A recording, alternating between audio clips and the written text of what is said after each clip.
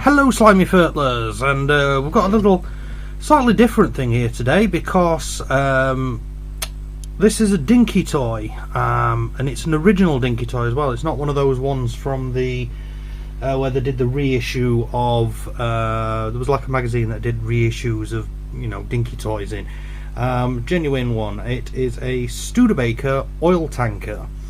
I came across this because it was given to me as a gift by a couple of friends who recently moved into, well, I say recently, they moved into a new house last year, and because of the lockdown and everything, they've been sort of tidying up the yard and the buildings and stuff like that, and in one of the buildings they found this in I wouldn't say hidden in the wall. Basically it was in a wall, and so they gave me it because they said it, you know, it's in good nick and they wanted to see what I could do with it. So yeah, just looking at the condition of it, it's quite obvious that it's had some hammer over the years. We're talking paint chips, we're talking lumpy, like a lumpy texture to the metal. The original decals have completely disintegrated. There's very little there.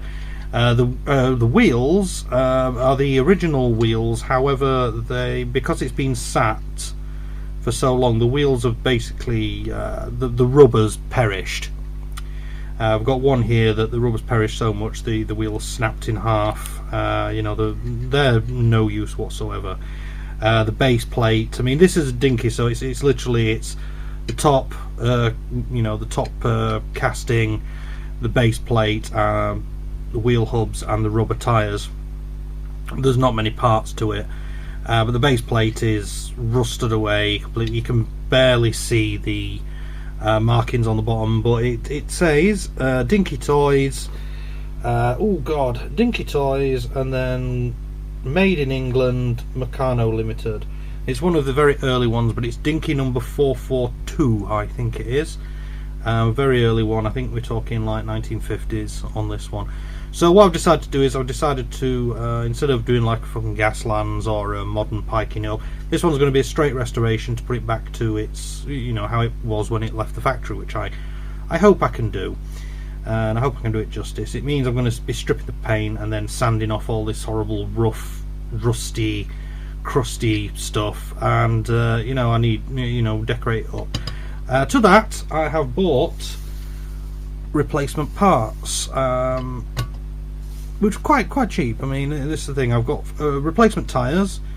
These are the correct size and they're treaded. It said anything Dunlop tyres, but oh yes, it does actually have the word Dunlop, you know, kind of moulded into the tyres. So I've got a new set of tyres there for it, and then we've got some new SO decals to put on there, so that'll go one on each side down here, and hopefully we'll get it back to its former glory. So I'm going to take this apart, chuck it in the goo, get the paint stripped off, and then we'll come back and I'll see what I've got to work with after that. Many months later. And here we are, literally a week after I recorded that first bit. Why a week? Well, because I took this apart and chucked the base and the body into my, you know, usual standard paint stripper goo bath, and a week is how long it took for the paint to actually come off. Yeah, I don't know what Dinky used to paint the damn things with. This is the second Dinky I've done where removing the paint was, god, it was a job. But yeah, I don't know what Dinky used to paint with, and mind you, I just thought it could have been lead paint, in which case that was a little bit dangerous, but never mind. I grew up in the 80s. We used to breathe lead in through the air and, you know, chew on lead soldiers and stuff like that, so yeah. But yeah, anyway, so the paint came off, and well, I say came off, it's about a 99%er, not including the inside. I don't really need to do anything to the inside because, you know, it's going to get sprayed black, so anything. But yeah, the you know, about 99% of the paint came off, and this was wherever it was for a long time. One of the first things happened when I drilled the rivets out was that a hell of a lot of rust and dirt came out, which I couldn't see, even though this doesn't have any plastic windows or anything like that in. There was rust and dirt all caked on the base plate here and on the inside, so it's been played with by a child or something in the late 50s or early 60s, whenever this was originally made. But yeah, the corrosion is real on this one, because when I got it out and I've used what I call it to get the paint off, or as best I can, sort of scrub the paint off with a light sort of soft metal brush and everything. Then I went to a hard metal brush, and the surface is there's a lot of pitting, and yeah, there's a lot of pitting and rough stuff. I've already started sanding this, by the way. I've sanded it a bit. In fact, let's put a bit of, there we go, it's a little bit better. Is it better light? I don't know. Hey, we have to work within a budget here, people, so I can't help it if light doesn't look great always.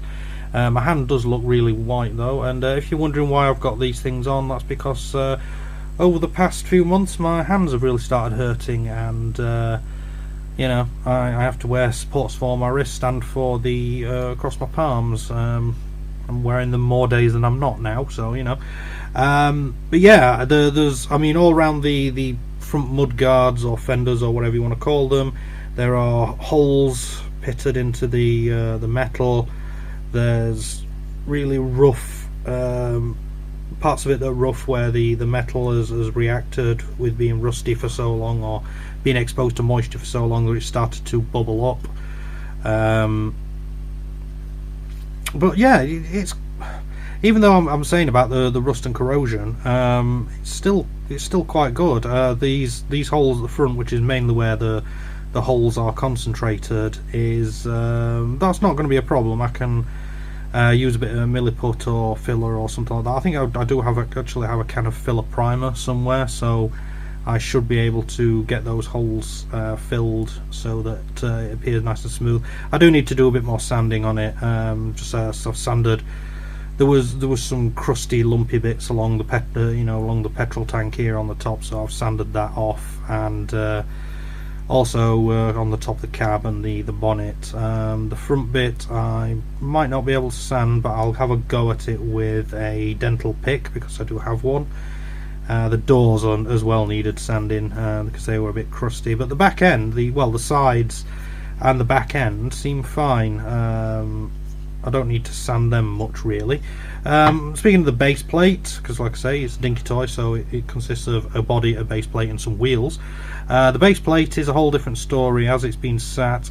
This had, like I say, it had mountains of rust and dirt on it, and this is the inside, the bit that's inside the vehicle. So as I'm running my thumb over it here, this section here, it's all bubbled and crusty. I don't need to work on that at all really, because it's inside, you can't see it. But the outside, which is the what you see when you pick it up, try and have a look at what it is, that's a whole different story. The collected dirt, rust and corrosion is very, very real here, and I have sanded this. Like I say, I have sanded this. I don't know whether you can see, but you can probably see parts where I've sanded it a little bit to get the worst of it off. There's not much else I can do to clean this up, unfortunately. The base, I might give it another go at sanding. I mean, I'm not going to shine it up to a mirror finish. I really don't need to do that, because I'm not putting like Spectra Flame or translucent paint on it, or candy paint, anything like that. I don't need to do that. It's getting some undercoat, some undercoat and that, doing it red, and then putting the decals and everything like that on. But yeah, this base plate is it's still strong and serviceable. It's just that all the details, like all the stuff on the bottom here where it says like Dinky Toys, whatever, Meccano Limited, that's just gone. There's no saving that at all. It's hard. Even when it was spray black, it was difficult to read. But now I've taken the black off, and it's a lot of the rust and dirt and crustiness has come off. You can still read it from the inside, but that doesn't really count, does it? So yeah, the wheels. Now the wheels are another thing. I took the wheels out I didn't have to pop the wheels off at all, especially, well, the front axle is wheels with a mushroom over the end, so to hold the wheels in place. The rear axle is supposed to just be a metal rod with these on, because they are held in place by there's two clips here on the underside. The rod just fits into there, so the wheels can't come off because there's no wheel well on the back. The axles were rust up to buggery. There's no better way of saying it. So I've with sandpaper I cleared off the worst of it, and then it was still crusted up to buggery, so I decided to give it a bit of a soak in vinegar. Soaked in vinegar for a couple of days. It's come out. However, before I did that, as you can see here, on the wheels, the wheels used to be red, and now they're sort of like a bit of a grey colour, and that is not because the paint has been, or the plastic has been damaged. That is, I washed them first with hot water and soap and scrubbed them with a soft brush, and the plastic has corroded as well. It's not a terrible thing. They still look like the correct, kind of wheel hubs. This is one that comes off. Like I said, both of these are supposed to come off, but only one does. The other one is quite simply rusted in place. As you can see here, the red on it has basically come off completely just from being washed. That was before it went near anything there. Same with the other set. Not as bad on one of them, but it just means I'll just have to repaint them, and if it's any crusty, I'll do that. So yeah, so that's what I've got to work with. Today's job is going to be to try and get more of this paint off with the dental pick and clear more of the crud off with a bit of sandpaper. See what I can do, if I can do anything more with this. I don't think I can. And then we'll get round to the painting and stuff. Painting's going to be quite simple, so there we go. So yeah, let's carry on. Approximately 10 hours later. Right then, here we are back with everything painted. Yeah, painted. Let's just go over bits that got there. Oh, I haven't taken the tape out of the cab. Oh well, I can do that in a bit. Yeah, body work. Bit of a bugger because I had to strip it again. I put some filler primer on, and then gave it a coat of red in. Gave it two coats actually. First coat went on fine. Second coat, for some reason, decided to go all kind of orange peely. So I stripped it again and did the same, but used a different kind of paint. A different brand of paint. And the same thing happened. It went orange peely. So I had to kind of sand off the orange peely bits and go again, because I wasn't going to strip it, because the majority of it was fine. There's still kind of a grainy texture, but that's mostly down to the a bit of something on there. The grainy texture of the paint is mostly down to the actual metal. Even though I have sanded it, there's still kind of stuff in there that I just can't get out. But yeah, the coverage is great, and as you can see there, I've filled in the grill there with some chrome pen and bit of detailing on there, and the door handles, even though you probably can't see them because they're tiny. Yeah, I haven't put the decals on yet because I'm going to do that last, and then I'm going to give it a full another coat of varnish basically. The wheels I have tried to fill and paint where they'd disintegrated.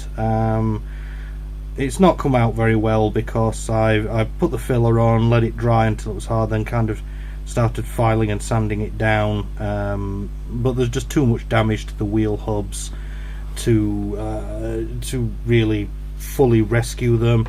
Replacement wheel hubs will be a thingy, but I don't know. Same with the front wheels. Like I say, you might be able to see there where some of the wheel hubs are disintegrated around the edge. There's not much I can do about that without replacing wheel hub. The base plate, just a simple spray gloss black and then put a bit of varnish over it to hold it in. Might have a go at seeing if I can kind of rescue those things by just painting over the letters with a marker or something like that. But yeah, So let's let's put the wheels back on, the tyres. So we're kind of ready for reassembly here. So we'll just make sure the Dunlop's on the outside. You know, I paid for Dunlop tyres, so I might as well, you know, have them showing the Dunlop logo at least. Now it's been awkward and it won't go on. There we go, one on, two on. Well, sort of. Well, why is that loose? That shouldn't be loose.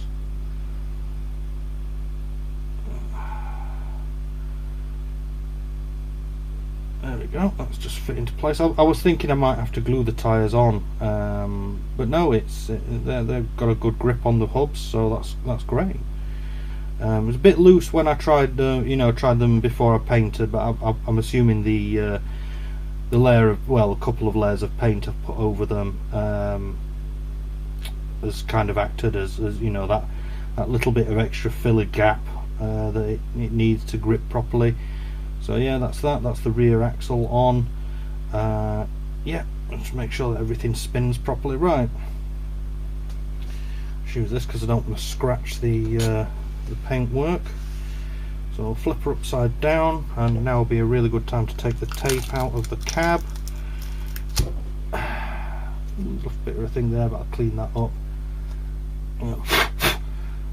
Yeah, clean that up in a bit. Right, so rear wheels go back in this here. Just drop them in like so. There we go. Yeah, they freely roll, and the front go in there. So there we are. We're ready now to put the base plate back on. Put the base plate back on now, because this is the rivets were quite flush down. I am going to have to glue this one. Well, definitely. Well, I tend to glue things anyway. It's just that if I can get away with not gluing things, you know, just basically popping the rivets on and, you know, holding them in place with friction, I like to do that. But this one, it's a definite gluer, and for some reason my super glue has decided that it wants to hold on to the cap. Not today, I'm afraid. Right, I'm going to have to pop that back off again. Oh, gold. Come on, off you come.